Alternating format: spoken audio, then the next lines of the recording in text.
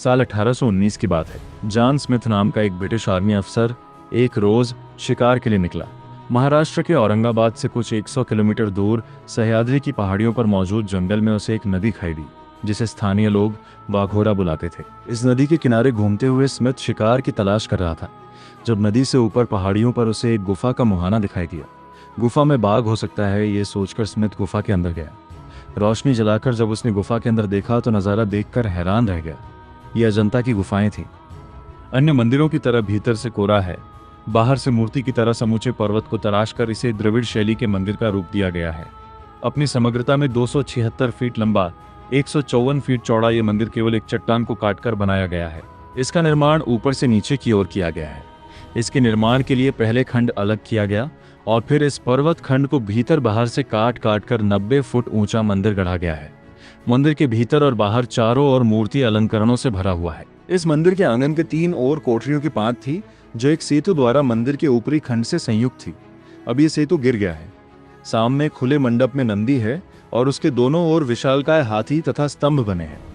कैलाश मंदिर 8वीं शताब्दी में बना ऐसा वास्तुशिल्प है जो आधुनिक प्रौद्योगिकी के लिए भी एक बड़ा रहस्य है। यह शिवजी का 2 मंजिल वाला मंदिर है, जो पर्वत की एक ही ठोस चट्टान को काटकर बनाया गया है। विश्व भर में केवल एक शिला से निर्मित सबसे बड़ी मूर्ति है। इस मंदिर को तैयार करने में लगभग 150 वर्ष लगे और लगभग 7000 श्रमिकों ने लगातार इस पर काम किया। यह मंदिर कैलाश पर्वत से साम्य रखता है। कैलाश पर्वत को भगवान शिव का निवास स्थान माना जाता है।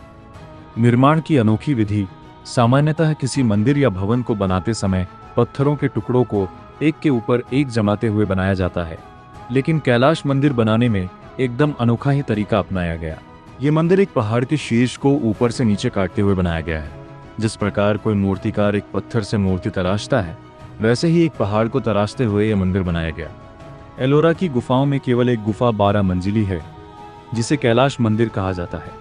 इस मंदिर को बनाने का उद्देश्य, बनाने की प्रौद्योगिकी, बनाने वाले का नाम जैसी कोई भी जानकारी उपलब्ध नहीं है।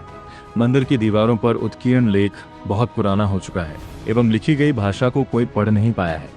पुरातत्वविदों ने निष्कर्ष निकाला है कि इस मंदिर को तराशने के लिए 3 प्रकार की छेनी का उपयोग किया गया था, जैसा कि उनके द्वारा इन पत्थर की दीवारों पर छेनी के निशान से देखा गया था। ऐसा माना जाता है कि मुख्य वास्तुकार द्वारा सामने की ओर से नक्काशी करने में दूर की कठिनाइयों के कारण इस मंदिर का निर्माण ऊपर से नीचे की ओर लंबवत रूप से किया गया है, जो कि जमीनी योजना के अनुसार निर्माण का अनुसरण करते। आज के समय ऐसा मंदिर बनाने के लिए सैकड़ों ड्राइंगर्स, 3D design software, CAD software, छोटे मॉडल्स बनाकर उसकी रिसर्च, सैकड़ों इंजीनियर, कई हाई क्वालिटी कंप्यूटर्स की आवश्यकता पड़ेगी। उस काल में यह सब कैसे सुनिश्चित किया गया होगा?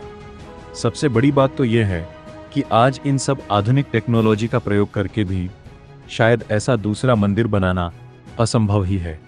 अनुमानित अखंड संरचना का निर्माण करने के लिए अनुमानतः 4 लाख टन चट्टानों को 20 वर्ष की लंबी अवधि में हटाया गया।